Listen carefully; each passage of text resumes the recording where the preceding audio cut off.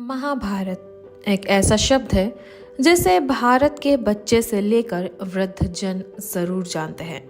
यह महाभारत एक महाकाव्य भी है और द्वापर युग में घटी एक क्षत्रिय कुल के सृजन से लेकर विनाश की कहानी भी।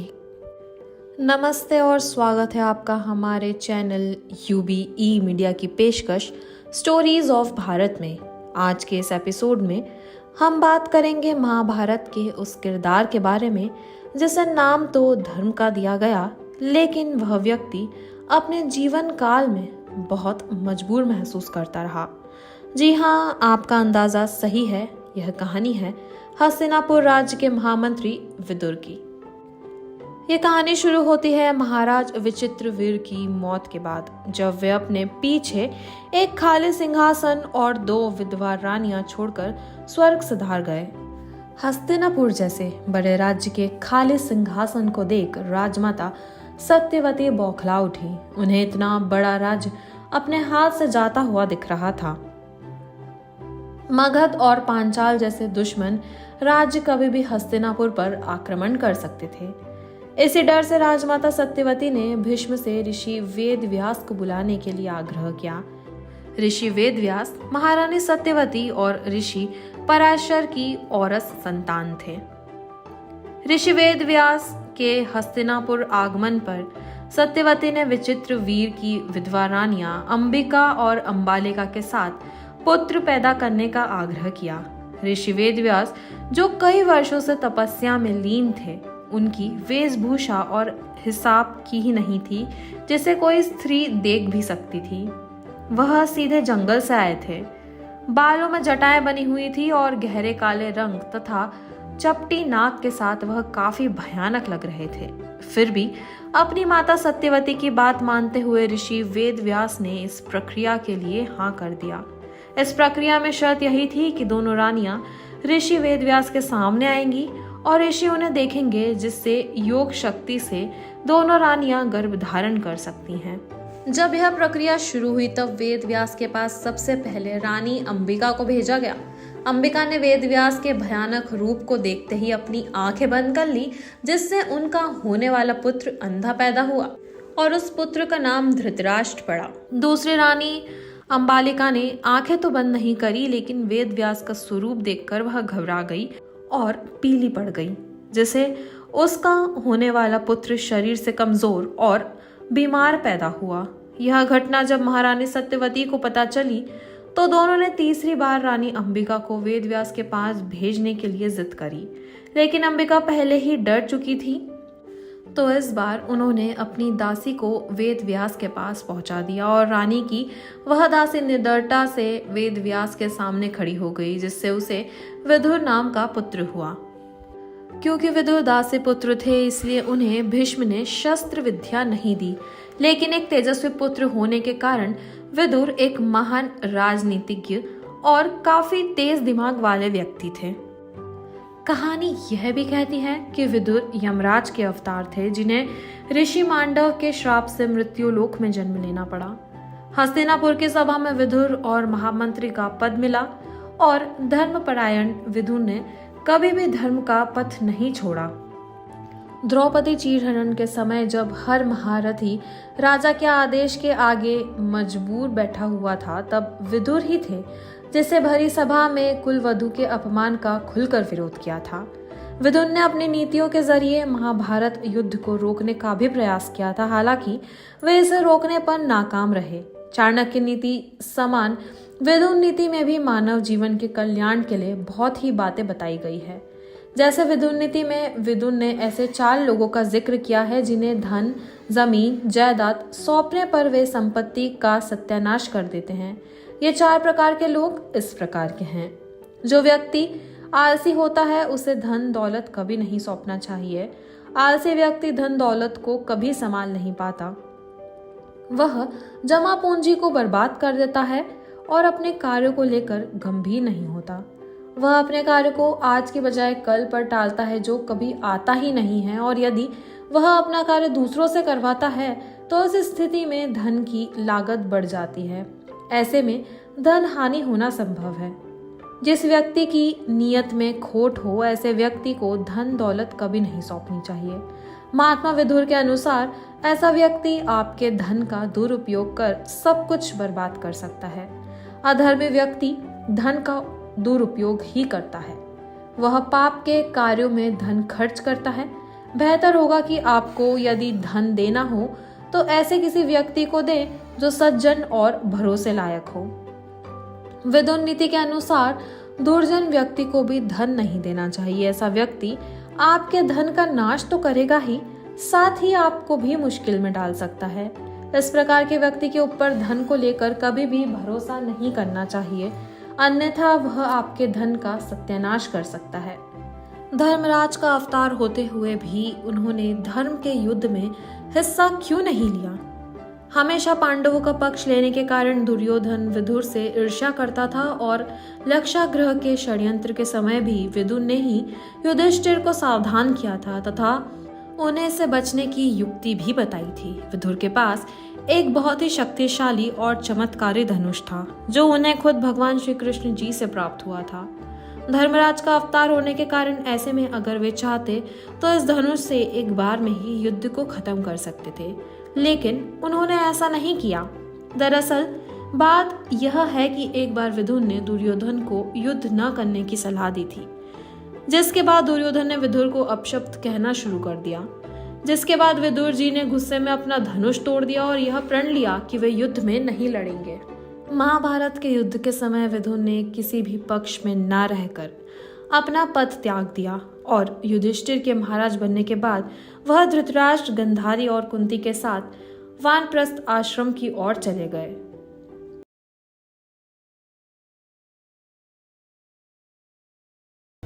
भारत में कुछ मंदिर ऐसे भी हैं जिनका संबंध पुराने युगों से है, लेकिन जिस मंदिर के बारे में हम आज आप सभी को बता रहे हैं वह मंदिर है बृहदेश्वर मंदिर। यह कोई पुराने युगों का नहीं बल्कि हमारे प्राचीन इतिहास का बेजोड़ उदाहरण है, जिसे देखकर लोग कहते हैं कि पक्का हमारे पूर्वजों के पास खास उन्नत तकनीकों का खजाना था।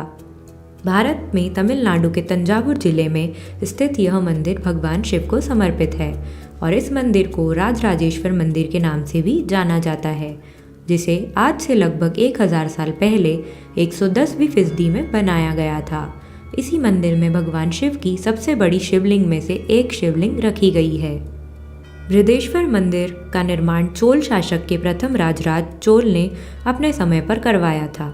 उन्हीं के नाम पर इस मंदिर का दूसरा नाम राजराजेश्वर मंदिर पड़ा। जहां आज के समय में हर एक घर व मंदिर को बनाने के लिए उसकी नींव खोदी जाती है, वहीं यह एकमात्र ऐसा मंदिर है जिसकी कोई नींव नहीं खोदी गई है। इसे सीधा ज़मीन से ही बना दिया गया है और नींव को न खोदे जाने की वजह से यह अब तक हजारों भूकंप के झटके झेलने के बाद भी वैसा का वैसा ही खड़ा है। जहां आमतौर पर सभी मंदिर पत्थर व मार्बल से बने होते हैं, वहीं दूसरी तरफ बृहदेश्वर मंदिर भारत का पहला और एकमात्र ऐसा मंदिर है जो पूरे ग्रेनाइट के पत्थरों से बना है। इस मंदिर को बनाने में लगभग 1,30,000 टन ग्रेनाइट पत्थर का इस्तेमाल हुआ था। शायद आपको 1,30,000 टन ग्रेनाइट थोड़ा कम लगे, लेकिन हम आपको बता दें कि यह गिज़ा के पिरामिड से कई 100 गुना ज़्यादा है। दूसरी तरफ हैरान कर देने वाली बात यह भी है कि इस मंदिर के मीलों दूर तक ग्रेनाइट का नामो निशान नहीं है। अब ये सोचा जा सकता है कि जो मंदिर पूरे ग्रेनाइट से बना है, आखिर ग्रेनाइट यहाँ कैसे लाया गया होगा। अब तक आप सभी लोगों को लग रहा होगा कि बृहदेश्वर मंदिर में जो ग्रेनाइट का इस्तेमाल हुआ है वह बहुत छोटे छोटे ग्रेनाइट के पत्थरों को जोड़कर बनाया गया होगा, लेकिन यह बिल्कुल गलत है। हकीकत कुछ और ही बताती है। यह मंदिर पूरे 15 मंजिल इमारत जितना बड़ा है, जिसे इसके पत्थर को जोड़ने के लिए किसी भी तरह के सीमेंट व मिट्टी का इस्तेमाल नहीं किया गया है। सीधा पत्थर के ऊपर पत्थर रखकर बनाया गया है। अब यह सोचा जा सकता है कि जिन पत्थरों और भारी भारी ब्लॉकों को उठाने के लिए आज के समय में आधुनिक मशीनों का इस्तेमाल होता है, वहीं इस मंदिर के ब्लॉक के ऊपर ब्लॉक कैसे रखा गया होगा, वो भी पूरे 15 मंजिल इमारत जितना ऊंचा। बृहदेश्वर मंदिर के शिखर के ऊपर एक गोलाकार स्वर्ण कलश स्थित है, जिसे कुबन के नाम से भी जाना जाता है। यह स्वर्ण कलश पूरे 80 टन का है। हम आपको बता दें कि 80 टन 80,000 किलो के बराबर का होता है। जिस मंदिर को बनाने में 1,30,000 टन ग्रेनाइट का इस्तेमाल हुआ है, वहीं इस मंदिर के शिखर के ऊपर रखा स्वर्ण कलश ही पूरे 80,000 किलो का है। अब सोचने वाली बात यह है कि जहां आज के समय में क्रेन बस 10,000 किलो से लेके मात्र 60,000 तक ही वज़न उठा सकती है, वहीं प्राचीन समय की बात की जाए तो जहां आधुनिक मशीन नहीं थी और आज के समय में जैसी आधुनिक क्रेन नहीं थी, वहाँ इस स्वर्ण कलश को मंदिर के 15 मंजिल जितने ऊंचे शिखर के ऊपर इतना सटीक कैसे रखा गया होगा। बृहदेश्वर मंदिर अब तक के 6 सबसे बड़े भूकंप और 2004 की भयंकर सुनामी झेलने के बाद भी अपनी जगह पर सही सलामत खड़ा है। इस मंदिर को कैसे बनाया गया होगा, इस बारे में कोई समझ नहीं पाया, जहाँ तक कि इस मंदिर के सामने वैज्ञानिकों ने भी अपने घुटने तक टेक दिए हैं। आपको यह वीडियो कैसा लगा, अपने विचार कमेंट्स में हमें बताएं और पसंद आया हो तो वीडियो को लाइक और शेयर करें। साथ ही चैनल को सब्सक्राइब करें और बेल बटन भी दबाएं। धन्यवाद।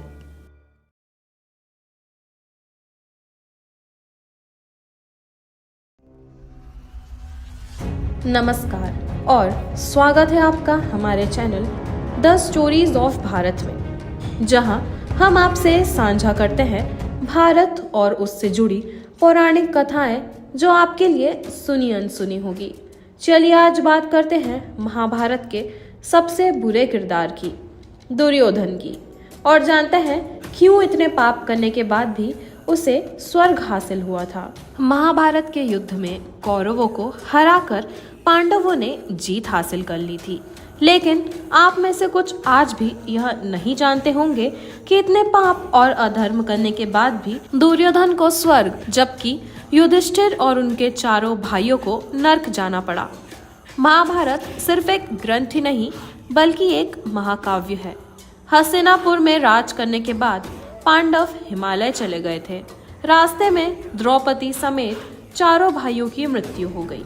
वहीं युधिष्ठिर अपने कुत्ते के साथ स्वर्ग गए। स्वर्ग पहुंचकर उन्होंने अपने भाई दुर्योधन को देखा, वहीं उनके भाई पांडव नर्क में थे। दुर्योधन को स्वर्ग में देख भीम ने युधिष्ठिर से सवाल किया कि ऐसा क्यों हुआ। धर्मराज ने जिज्ञासा जताते हुए बताया कि अपने पूरे जीवन में दुर्योधन का ध्येय बिल्कुल ही स्पष्ट था। उसके उद्देश्य की पूर्ति के लिए उसने हर संभव कार्य किया जिससे वह राजपाट हासिल कर सके। धर्मराज ने कहा कि दुर्योधन ने बचपन में आचरण का सही तरीका नहीं सीखा था, इसलिए वह समझ नहीं पाया कि क्या सही है और क्या गलत। हालांकि दुर्योधन अपने लक्ष्यों को प्राप्त करने के लिए दृढ़ था, फिर भी यह उसके लिए एक अच्छी बात थी। युधिष्ठिर ने कहा कि लोगों के लिए अपनी जिम्मेदारियां निभाना और उनके प्रति समर्पित रहना वास्तव में महत्वपूर्ण है। चूंकि युधिष्ठिर इतने समर्पित थे, इसलिए उन्हें थोड़ी देर के लिए स्वर्ग में सुख का अनुभव हुआ। पांडव नर्क क्यों गए? युधिष्ठिर अपने भाइयों को ढूंढते हुए नर्क पहुंच गए।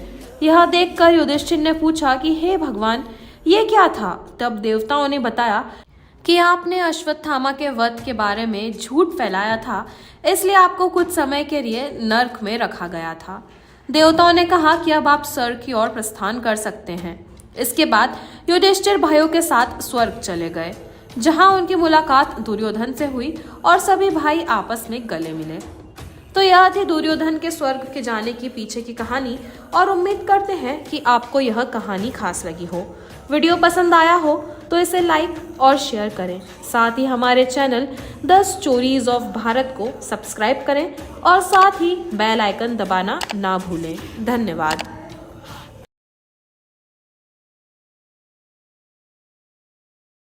भारत में मंदिरों की गिनती कर पाना सबसे कठिन या असंभव काम है। अगर इसे संभव बना भी दिया जाए तो हम सटीक आंकड़ा नहीं निकाल सकते।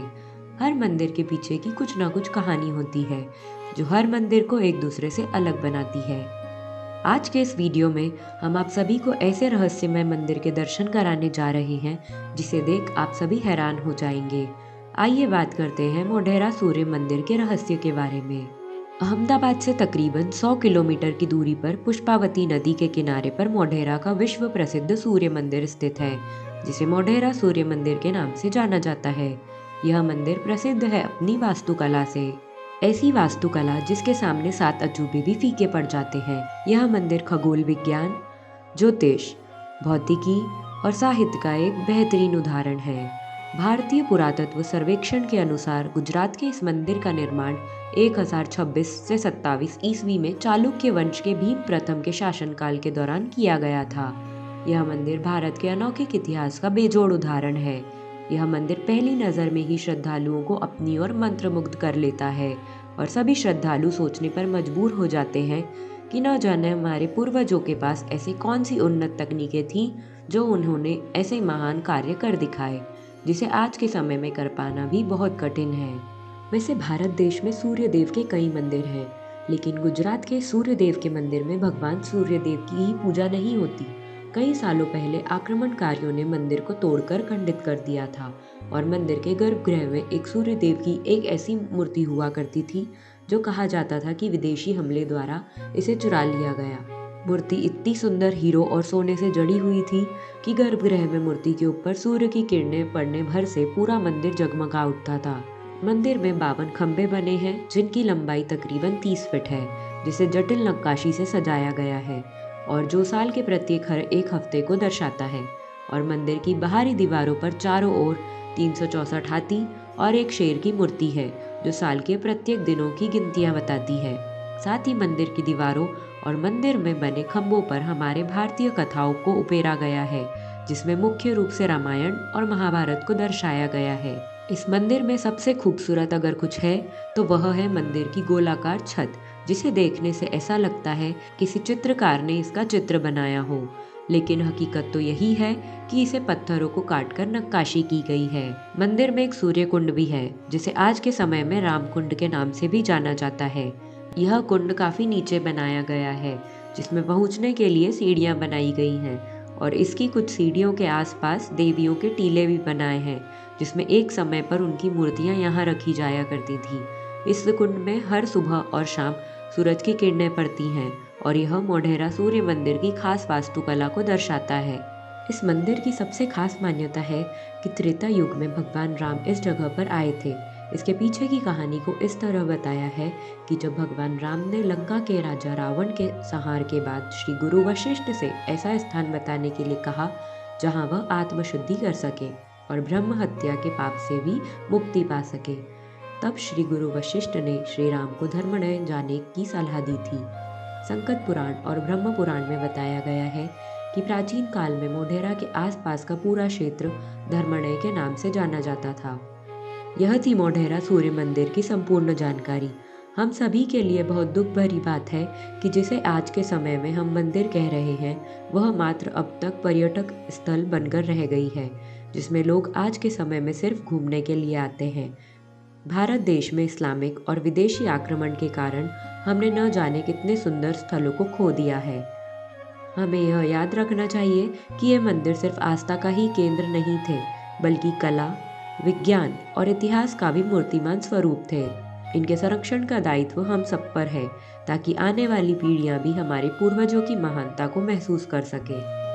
यह वीडियो आपको कैसा लगा, यह हमें कमेंट में ज़रूर बताएं। अगर आपको यह वीडियो पसंद आया हो तो इसे लाइक और शेयर ज़रूर करें और साथ में हमारे चैनल को सब्सक्राइब भी करें। धन्यवाद।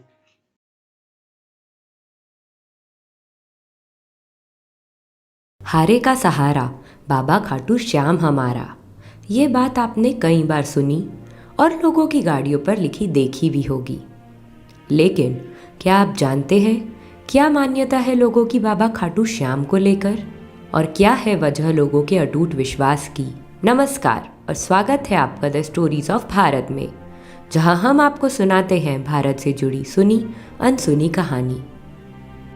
बाबा खाटू श्याम की कथा जुड़ी है महाभारत काल से, इसलिए जानने के लिए वीडियो को आखिर तक ज़रूर देखें। आज हम बात करेंगे महाभारत के एक ऐसे योद्धा की जो दोनों पक्षों से युद्ध में हिस्सा लेना चाहते थे, और अगर ऐसा होता तो महाभारत की युद्ध भूमि में न पांडव बच पाते न कौरव, बस केवल एक ही योद्धा बचता जिसका नाम है बर्बरिक। लेकिन ऐसा नहीं हो पाया, क्योंकि श्री कृष्ण ने इस युद्ध से पहले ही बिना कोई शस्त्र उठाए या कोई लड़ाई किए बगैर ही बर्बरिक का सर धड़ से अलग करवा दिया, और इस तरह श्री कृष्ण ने कलयुग को दिए बाबा खाटू श्याम। क्या है पूरी कहानी, आइए बताते हैं आपको हमारी आज की इस वीडियो में। बर्बरिक के दादा पांचों पांडवों में से सबसे ताकतवर भीम थे और उनकी दादी थी हिडिंबा राक्षसी। इतने ताकतवर कुल के होने की वजह से बर्बरिक भी बेहद बलशाली थे। बर्बरिक भीम के बेटे बाबा घटोत्कच और नागकन्या मौर्वी के पुत्र थे। खाटू श्याम की सच्ची कहानी क्या है? एक पुराण के अनुसार माना जाता है कि बर्बरिक शिव के अवतार थे और महादेव की उपासना से बर्बरिक ने 3 तीर प्राप्त किए। ये तीर चमत्कारिक थे और इनके आगे कोई टिक नहीं पाता था, इसलिए श्याम बाबा को 3 बाणधारी भी कहा जाता है। भगवान अग्निदेव ने भेंट में बर्बरिक को एक दिव्य धनुष दिया था। इस धनुष में इतनी ताकत थी, जिसके पास ये तीर और धनुष होते वो तीनों लोकों में विजय होने की क्षमता रखता था। जब बर्बरिक को महाभारत के युद्ध के होने की खबर मिली, तब वह अपने दिव्य शस्त्र उठाकर युद्ध भूमि में जाने की तैयारी करने लगे। तब उनकी माँ ने उनसे जाने से पहले कहा कि तुम उनकी तरफ से ही लड़ना जो युद्ध में कमज़ोर होंगे, हार रहे होंगे। बर्बरिक अपनी माँ की हर एक आज्ञा का पालन करता था। उन्होंने अपनी माँ से वादा किया कि वह वैसा ही करेंगे। जब बर्बरिक युद्ध के लिए जा रहे थे, तब श्री कृष्ण ने ब्रह्मांड का भेष बनाकर उनको रोक दिया और उनसे पूछने लगे कि तुम ये 3 बाण लेकर कहाँ जा रहे हो? तब बर्बरिक ने जवाब दिया कि यह 3 बाण इतनी क्षमता रखते हैं कि किसी भी युद्ध में पूरी सेना को एक ही बार में ख़त्म कर सकते हैं। श्री कृष्ण, जो कि ब्राह्मण के भेष में थे, उन्होंने बर्बरिक से कहा कि ऐसा तो नामुमकिन है, ज़रा इस पीपल के वृक्ष के सारे पत्ते भेद कर दिखाओ। बर्बरिक ने तीर निकालकर पीपल के वृक्ष की ओर छोड़ा। उस एक तीर ने उस वृक्ष के सारे पत्तों को भेद दिया और भेदता हुआ श्री कृष्ण के पैरों के चक्कर लगाने लगा, क्योंकि श्री कृष्ण ने एक पत्ता अपने पैरों के नीचे दबा रखा था। बर्बरिक समझ गए कि एक आखिरी पत्ता यहाँ ही है, तभी यह तीर ऐसे पैरों के पास घूम रहा है। फिर श्री कृष्ण ने जैसे ही पैर हटाया, वैसे ही बाण उस पत्ते पर जा लगा।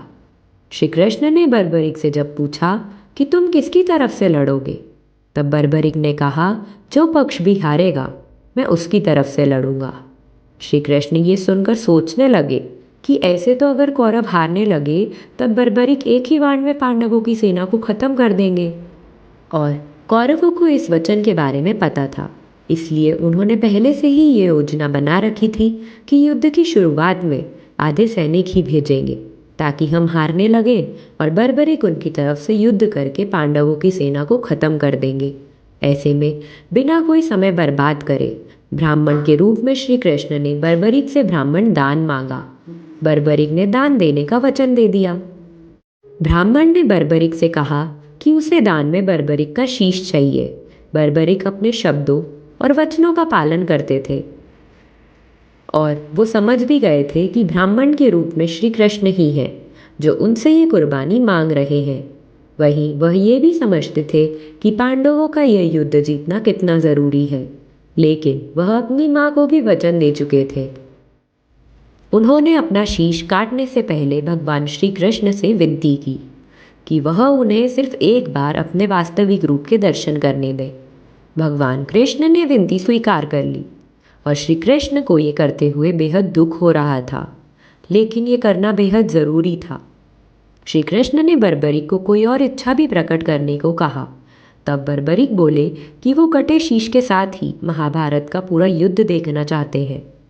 श्री कृष्ण ने उनकी इस इच्छा को पूर्ण किया और बर्बरिक का शीश एक पहाड़ी की चोटी में रख दिया, जहाँ से महाभारत का पूरा युद्ध देखा जा सकता था, जिसे खाटू कहा जाता था, और वो वहीं स्थापित हो गए।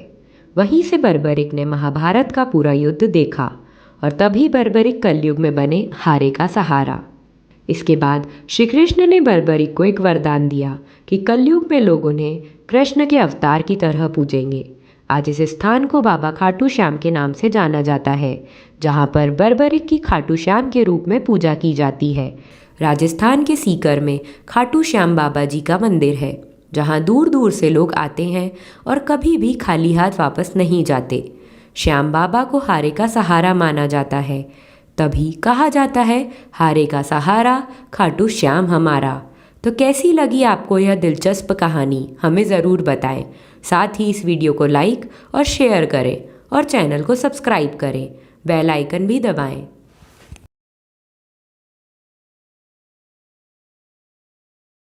युद्ध कितना खौफनाक शब्द है, लेकिन यह शब्द समर्थन और साहस का प्रतीक है।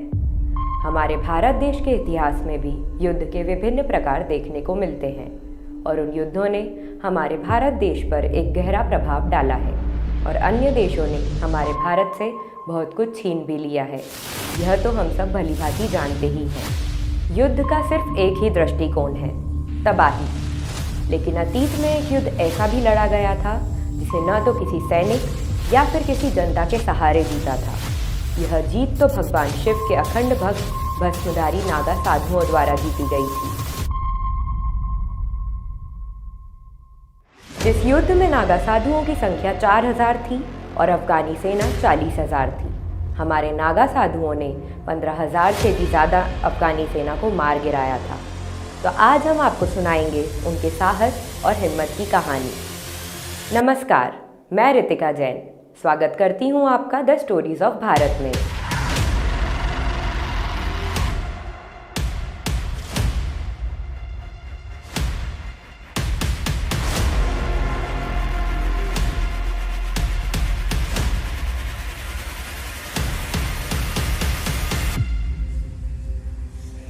आपको यह महज एक काल्पनिक कहानी लग रही होगी, लेकिन यह वास्तविक घटना है।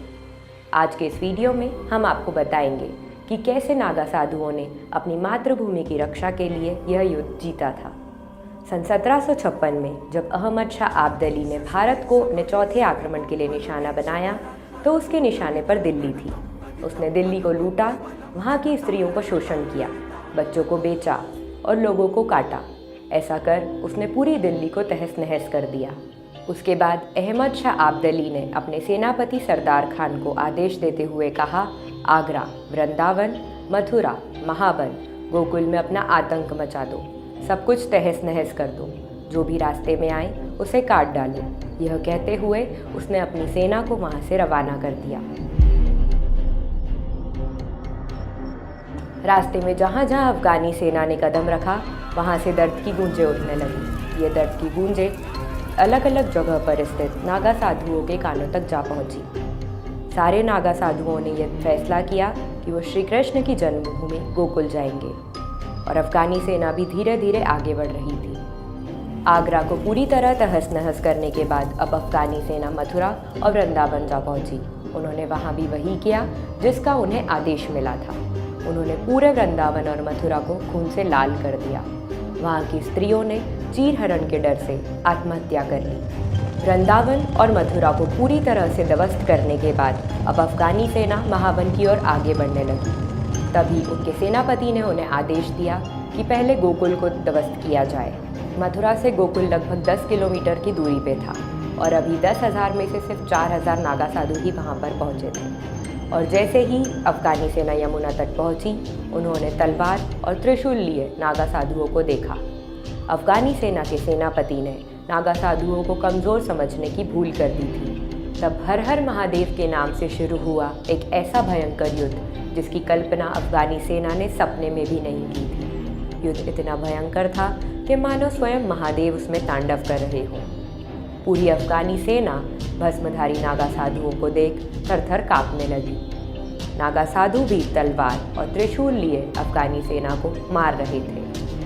पूरी रणभूमि खून से लाल हो चुकी थी। युद्ध को रोक पाना अब मुश्किल हो चुका था। अब तक युद्ध में 15,000 से भी ज़्यादा अफगानी सैनिक मारे जा चुके थे और जहाँ तक बात रही नागा साधुओं की, तो 2,000 नागा साधु वीर गति को प्राप्त हुए। जहाँ विजय होने की कोई आशा सेनापति को नहीं दिखी, तो अफगानी सेनापति ने अपने कदम पीछे ले लिए। यह बात अहमद शाह आब्दली के लिए बहुत ही शर्मनाक थी। इस युद्ध का परिणाम आने वाले कई सालों तक देखा गया। जब भी किसी मुस्लिम आक्रमणकारी को पता चलता कि नागा साधु भी युद्ध में शामिल हैं, वो युद्ध ही नहीं करते थे। ऐसे साधुओं को हमारी ओर से शत शत नमन। तो कैसी लगी आपको नागा साधुओं के हिम्मत और साहस की कहानी? वीडियो पसंद आया हो तो इसे लाइक और शेयर करें। साथ ही हमारे channel the stories of Bharat को सब्सक्राइब करें। धन्यवाद।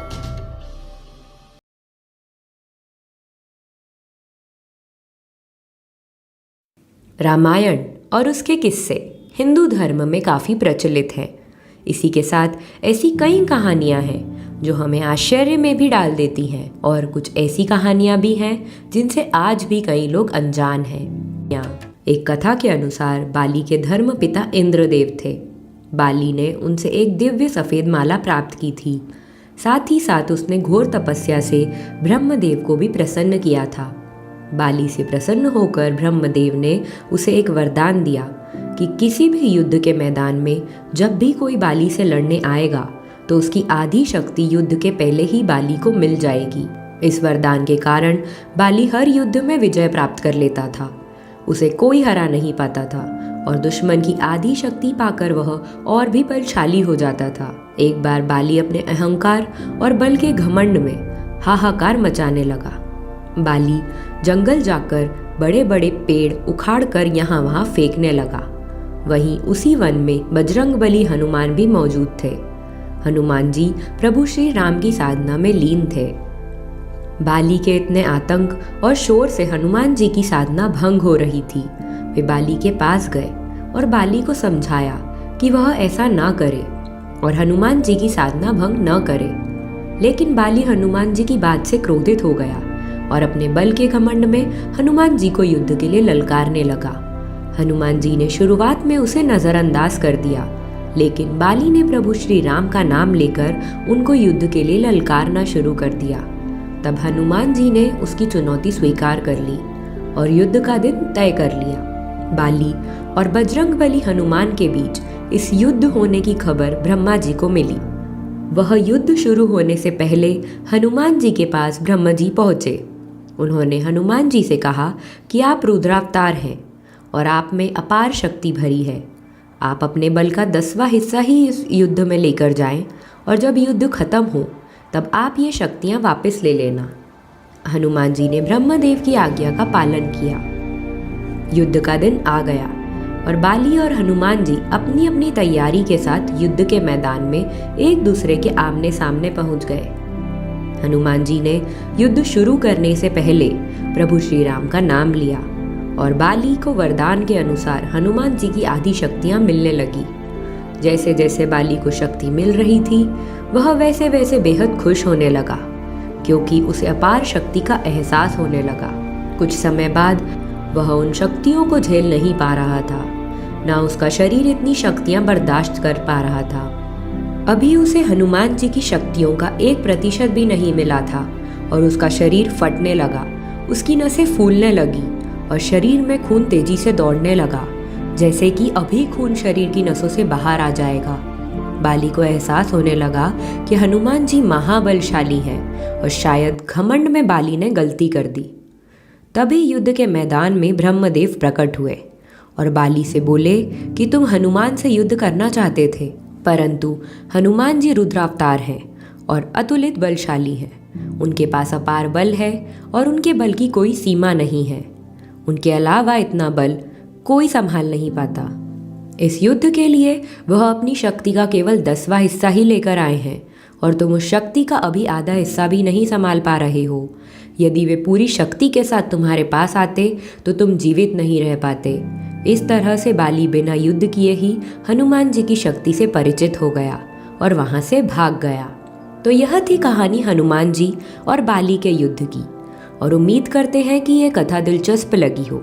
अगर हाँ तो वीडियो को लाइक और शेयर करें, साथ ही हमारे चैनल को सब्सक्राइब करें और आगे की कहानियों के लिए बेल आइकन ज़रूर दबाएं।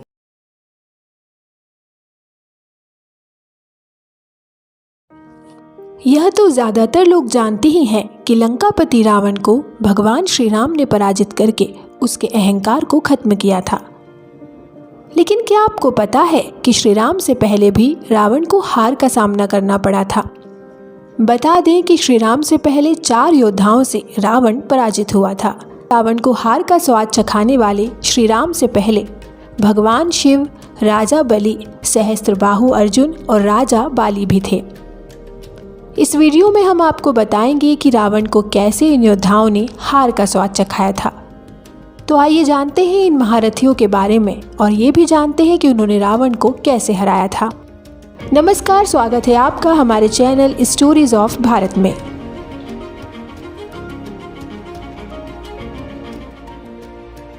इक्ष्वाकु कुल में जैन और हिंदुओं के कई महान पुरुषों ने जन्म लिया। उनमें से एक है प्रभु श्री राम। प्रभु श्री राम को जानना हो तो सिर्फ वाल्मीकि की रामायण से जानो। प्रभु श्री राम पर बहुत लिखा और कहा गया है।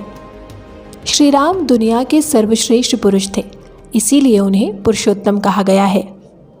प्रभु श्री राम के जीवन को हम लीला इसलिए कहते हैं कि स्वयं प्रभु श्री राम ने वैसा जीवन रचा था, तभी तो कहते हैं प्रभु श्री राम की लीला। आज दुनिया में ऐसा कोई नहीं है जो प्रभु श्री राम को नहीं जानता हो।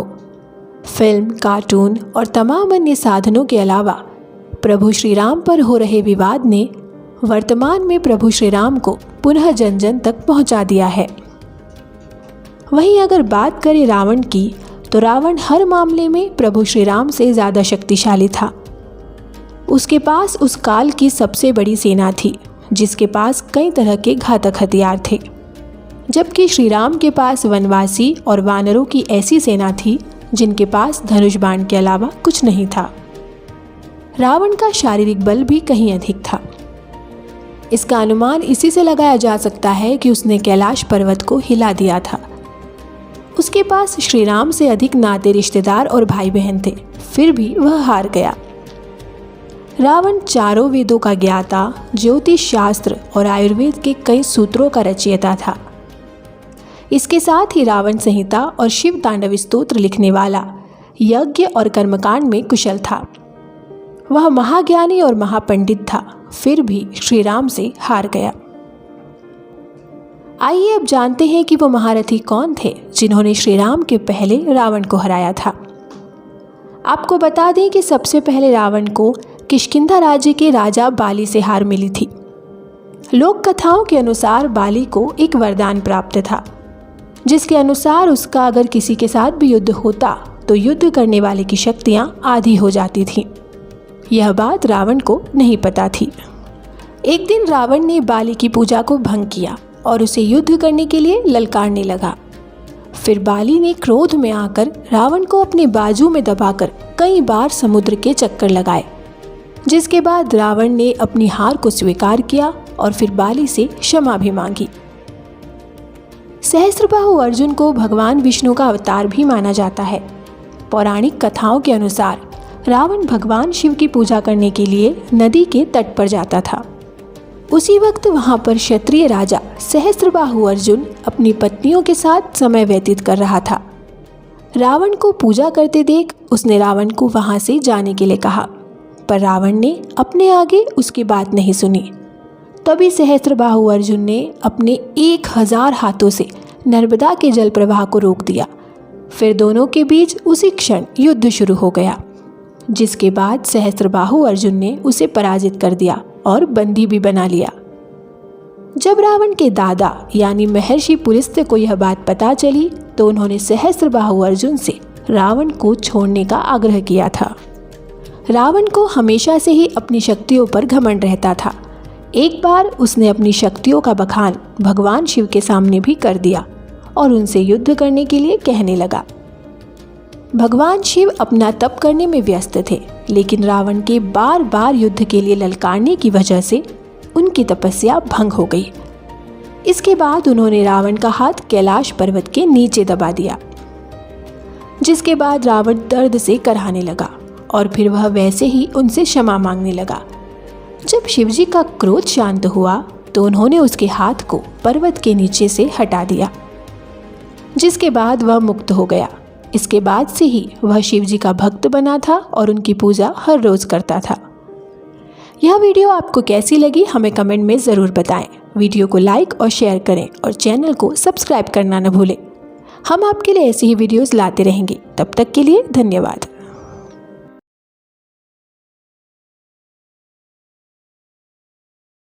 महाभारत युद्ध में श्री कृष्ण अर्जुन के सारथी बने थे, लेकिन अर्जुन के रथ पर हनुमान भी विराजमान थे। क्या आप जानते हैं कि आखिर क्यों हनुमान जी को अर्जुन के रथ पर विराजमान होना पड़ा?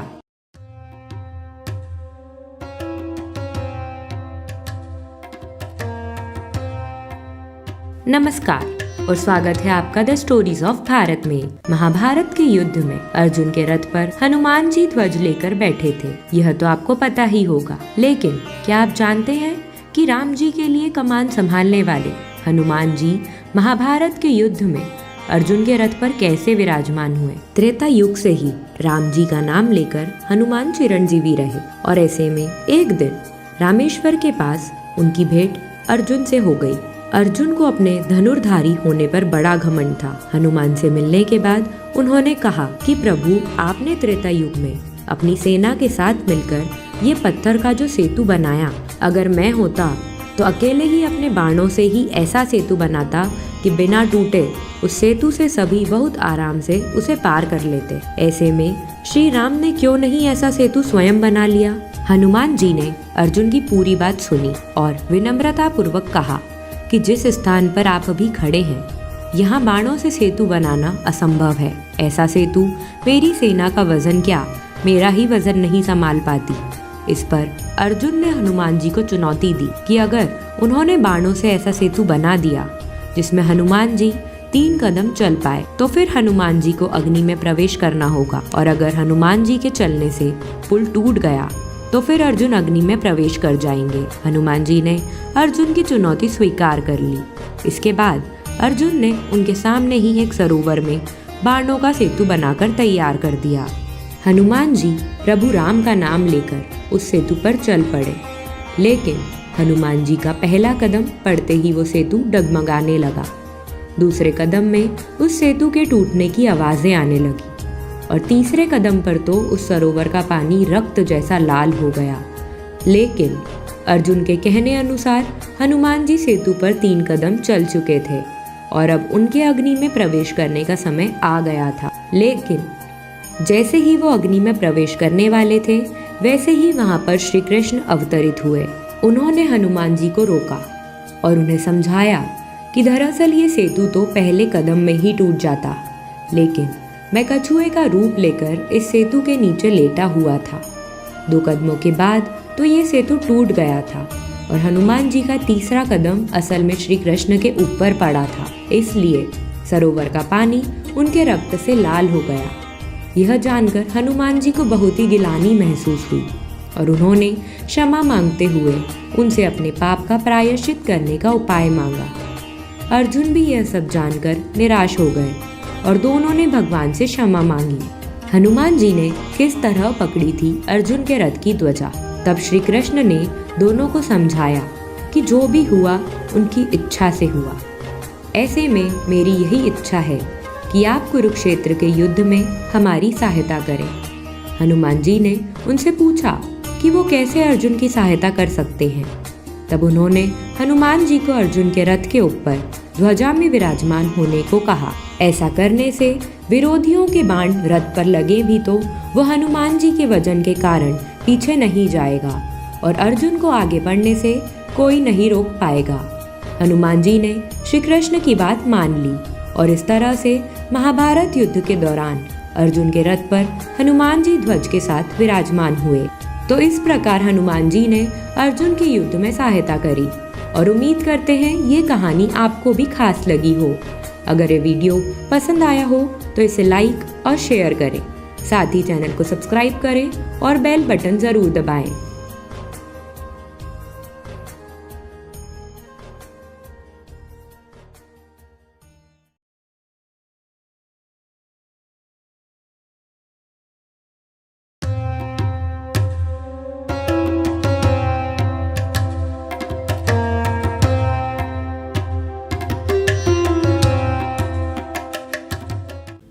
भारत को मंदिरों का देश कहा जाता है।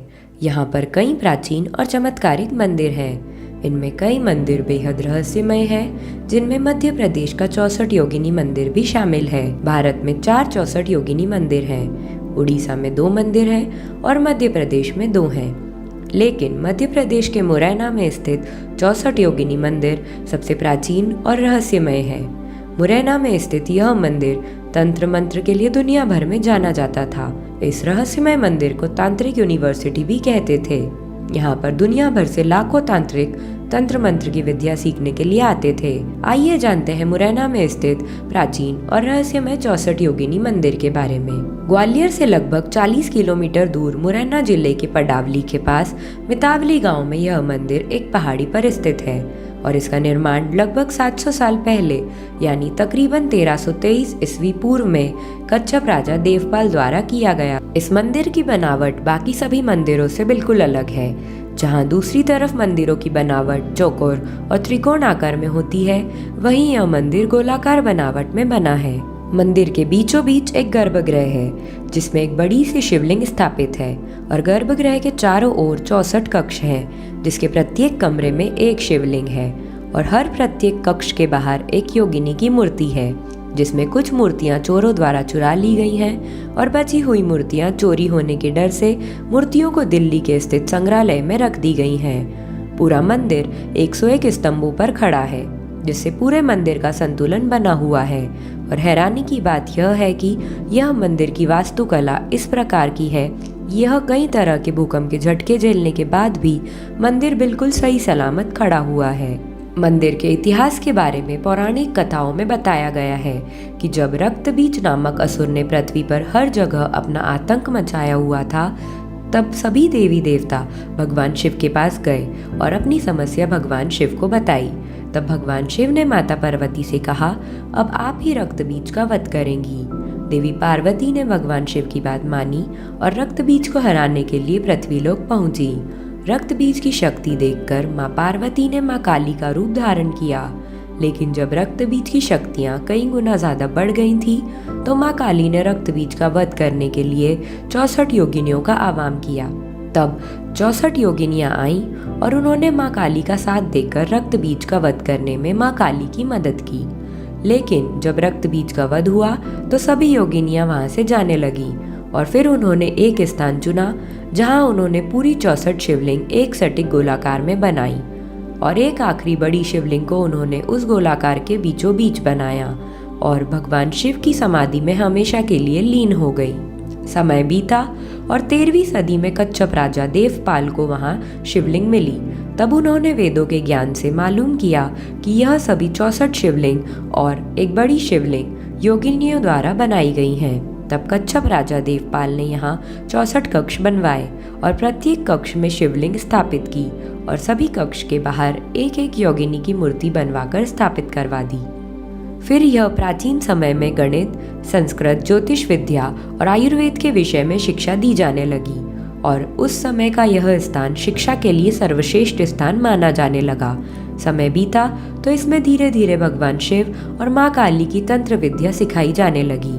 लेकिन एक समय ऐसा भी आया जब यह तंत्र विद्या गहरी काली विद्या में तब्दील हो गई, जिस कारण इसे तांत्रिक यूनिवर्सिटी भी कहा जाने लगा।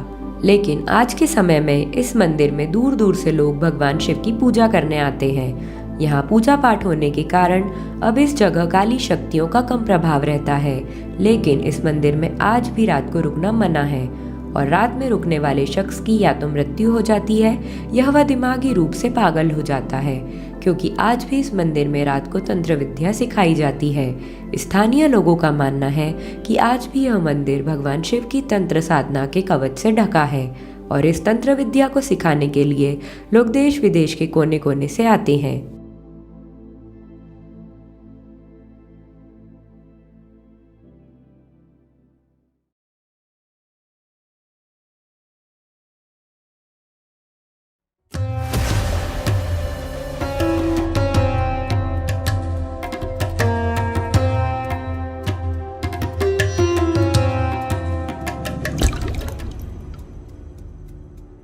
आज की घटना में हम आपको लेकर चलेंगे 1575 में हुई एक ऐसी घनघोर लड़ाई जिसे मुंडमाल घाट की लड़ाई के नाम से जाना जाता है। सन था 1575, जब भारत में मुगलों का शासन तेजी से बढ़ रहा था। उस समय बंगाल में विष्णुपुर राज्य अद्वितीय गौरव पर खड़ा था। उस वक्त भारत में अफगान आक्रमणकारी सुलेमान खान करानी का शासन चल रहा था। वह पूरे बंगाल को हराना चाहता था। लेकिन उससे पहले ही सुलेमान खान करानी का एक लापरवाह बेटा दाऊद खान करानी ने बंगाल में स्थित विष्णुपुर पर लगभग 1 लाख से अधिक पठान सैनिकों की विशाल सेना लेकर विष्णुपुर की ओर बढ़ गया। इसकी भनक विष्णुपुर के राजकुमार हमीर मल्ले देव को हुई। उस समय हमीर मल्ले देव मल्ल भूमि के कुल देवी मां मृणमयी यानी मां काली की पूजा कर रहे थे। पूजा को पूरा करके हमीर मल्ले देव ने अपनी सेना को युद्ध के लिए तैयार किया। तब तक बहुत देर हो चुकी थी। आक्रमणकारियों ने विष्णुपुर में बसे रानी सागर नाम के एक छोटे से गांव में तबाही मचाना शुरू कर दी थी। लाखों की सेना ने जब रानी सागर में हमला किया तो वहां के लोगों में भगदड़ मच गई और लोग अपनी जान बचाने के लिए इधर उधर भागने लगे। रानी सागर को ध्वस्त करने के बाद आक्रमणकारियों ने अपनी सेना को राजकुमार हमीर मल्ले देव के किले की ओर मोड़ दिया। वैसे विष्णुपुर साम्राज्य में कुल 12 किले थे, जिनमें से एक मुंडमाल किला था और यह युद्ध इसी किले के सामने हुआ। हमीर मल्ले देव अपनी सेना के साथ युद्ध में उतर गए। दोनों पक्षों के बीच घमासान युद्ध छिड़ गया। संपूर्ण रणभूमि पठान सैनिकों की चीखों से गूंज उठी। युद्ध इतना भयंकर था कि भारी संख्या में पठान सैनिकों की लाशें जमीन पर ध्वस्त होने लगीं और उन्हीं लाशों पर फिर युद्ध कंटिन्यू होने लगा। राजकुमार हमीर मल्ले देव और उनके सैनिकों ने आक्रमणकारियों को इतनी क्रूरता से मारा कि इसका अंदाजा इस तरह से लगाया जा सकता है कि किले के पूर्वी द्वार पठान सैनिकों की लाश से भर गए। लंबे समय युद्ध चलने के बाद आखिर में जीत विष्णुपुर के राजकुमार हमीर मल्ले देव की हुई। लाशों का भारी ढेर हटाने से पहले हमीर मल्ले देव ने पठान सैनिकों की लाशों के सिर काट लिए और उसे दानव संहारक मां मृणमयी देवी को उपहार के रूप में चढ़ाई। तभी से इस युद्ध को मुंडमाला घाट के युद्ध के नाम से जाना जाता है। हमीर मल्ले देव की इस वीरता से प्रभावित होकर मां मृणमयी देवी ने उन्हें वरदान दिया कि उनके वंशज हमेशा विष्णुपुर पर शासन करेंगे और ऐसा ही हुआ। विष्णुपुर राज्य के राजा हमीर मल्ले देव के वंशजों ने कई पीढ़ियों तक शासन किया। मुंडमाला घाट की लड़ाई बंगाल के इतिहास में एक महत्वपूर्ण घटना है। इस लड़ाई ने बंगाल के लोगों में राष्ट्रवाद की भावना को जागृत किया और यह लड़ाई बंगाल के लोगों के लिए एक प्रेरणा स्रोत बनी रही। तो यह थी मुंडमाल घाट की लड़ाई की कहानी। अगर आपको हमारा यह वीडियो पसंद आया हो तो इसे लाइक, शेयर और हमारे चैनल सब्सक्राइब जरूर करें और बेल आइकन को दबाना ना भूलें, जिससे आगे आने वाली ऐसे एक्साइटिंग स्टोरीज के नोटिफिकेशंस आपको मिलते रहें। धन्यवाद।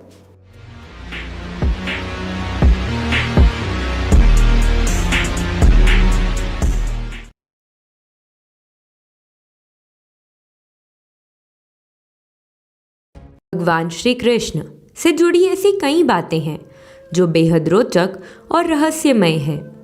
आपने श्री कृष्ण के प्रेम से जुड़ी तो कई कथाएं सुनी होंगी, लेकिन आज हम आपको श्री कृष्ण के क्रोध से जुड़ी एक रोचक कथा के बारे में बताने जा रहे हैं। तो चलिए जानते हैं कि आखिर क्यों श्री कृष्ण को आया था सुदर्शन पर क्रोध। पौराणिक कथा के अनुसार एक बार श्री कृष्ण अपने ध्यान में बैठने के लिए अपने कक्ष की ओर जा रहे थे कि तभी उन्हें कक्ष के बाहर सुदर्शन चक्र मानव रूप में दिखे। उन्होंने सुदर्शन से अपने कक्ष के बाहर खड़े रहने के लिए कहा। साथ ही श्री कृष्ण ने सुदर्शन को यह आदेश भी दिया कि वह ध्यान में जा रहे हैं, ऐसे में कोई भी उनके कक्ष में भीतर ना आ पाए। असल में भगवान श्री कृष्ण ने ऐसा सुदर्शन चक्र के घमंड को तोड़ने के लिए किया था। सुदर्शन चक्र को यह अहंकार हो गया था कि उससे श्रेष्ठ वीर संसार में कोई नहीं है। इसी अहंकार को तोड़ने के लिए श्री कृष्ण ने हनुमान जी का ध्यान किया और उन्हें द्वारका नगरी बुलाया। हनुमान जी प्रभु के स्मरण पर पहुंचे। हालांकि सुदर्शन ने हनुमान जी को द्वार पर ही रोक दिया और श्री कृष्ण से भेंट करने से मना कर दिया। हनुमान जी ने कई बार सुदर्शन को समझाने का प्रयास किया, लेकिन वह अपने मद में चूर कुछ सुनना ही नहीं चाहते थे। सुदर्शन के बढ़ते घमंड को देख हनुमान जी ने उन्हें युद्ध के लिए ललकारा और दोनों एवं भीषण युद्ध शुरू हो गया। इसके बाद हनुमान जी ने अपना आकार इतना बड़ा कर लिया कि सुदर्शन चक्र को अपने मुंह में रख लिया। सुदर्शन ने जब अपने आप को हनुमान जी के मुख में पाया तो जोर जोर से चिल्लाने लगा। तब श्री कृष्ण बाहर आए और हनुमान जी को सुदर्शन को मुक्त करने के लिए कहा। हनुमान जी ने प्रभु की बात मानी और सुदर्शन को मुक्त कर दिया। इसके बाद जब सुदर्शन ने झूठ बोलकर श्री कृष्ण से हनुमान जी की शिकायत लगाई, तब श्री कृष्ण को उन पर भयंकर क्रोध आया और उन्होंने सुदर्शन को कड़ी फटकार लगाई। तब सुदर्शन का घमंड खत्म हो गया। अगर आपको यह वीडियो अच्छी लगी हो तो इसे शेयर और लाइक ज़रूर करें। अपने विचार हमें कमेंट बॉक्स में ज़रूर बताएं। धन्यवाद।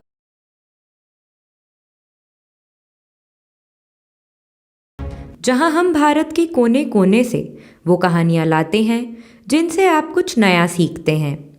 भारत में ऐसे कई महान ज्ञानी हुए हैं जिनकी बुद्धिमत्ता का लोहा हर किसी ने माना है। भारत के इतिहास में ऐसे ही शख्स हुए हैं जिनका नाम है तेनालीराम। तेनालीराम की जीवनी विजयनगर से ही शुरू होती है, जहां वह महाराज कृष्णदेव राय के सबसे प्रिय मंत्री हुआ करते थे। वह उन्हें हर उलझन से निकालने में मदद करते थे। तेनालीराम के किस्से तब भी प्रसिद्ध थे और आज भी हैं। बच्चों के मानसिक विकास के लिए तेनालीराम की कहानियों को हमेशा अच्छा जरिया माना गया है। राज्य पर किसी तरह की आपत्ति आने पर महाराज तेनालीराम से ही सलाह लिया करते थे। एक समय की बात है, राजा कृष्णदेव राय विजयनगर में दरबार लगाकर बैठे थे। उसी समय दरबार में एक सुंदर महिला एक बक्सा लेकर आई।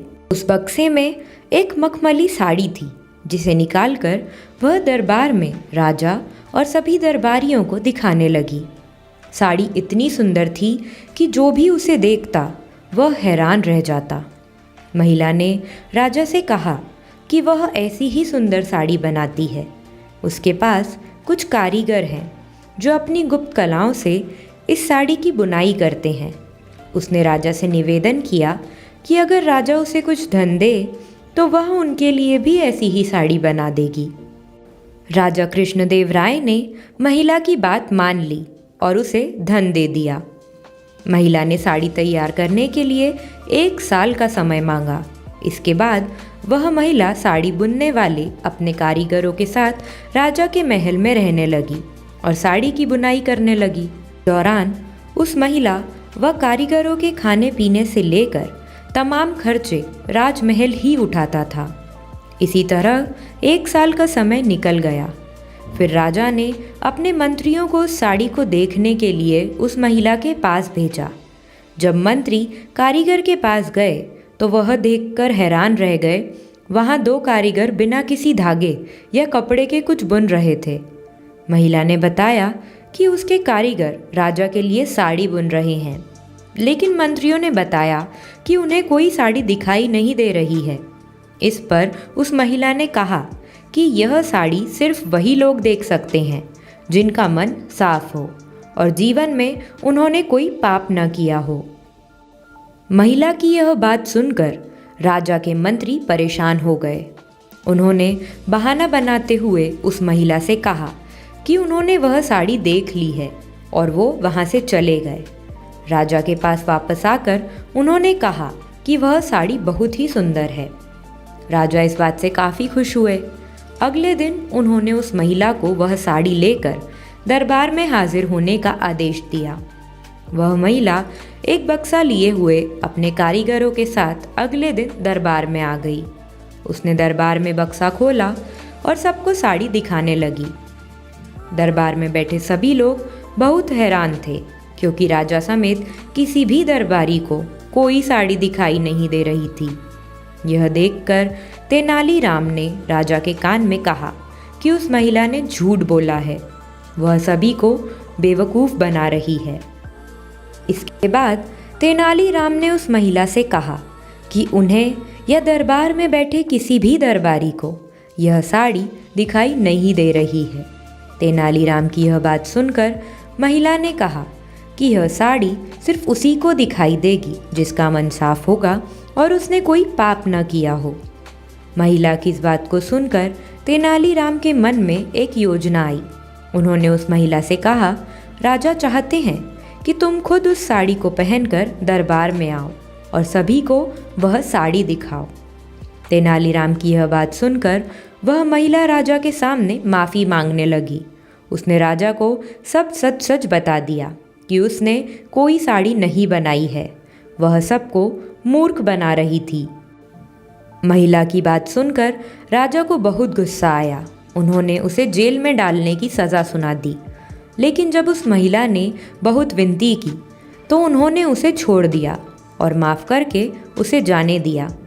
साथ ही राजा ने तेनालीराम की चतुराई की तारीफ भी की। इस कहानी से हमें यह सीख मिलती है कि अधिक दिनों तक झूठ या धोखा छिपाया नहीं जा सकता है। एक न एक दिन सच्चाई सबके सामने आ ही जाती है। यह कहानी आपको कैसी लगी कमेंट्स बॉक्स में हमें ज़रूर बताएं। स्टोरीज ऑफ भारत आपके लिए लाता रहेगा ऐसी ही मनोरंजन और ज्ञानवर्धक कहानियाँ। धन्यवाद।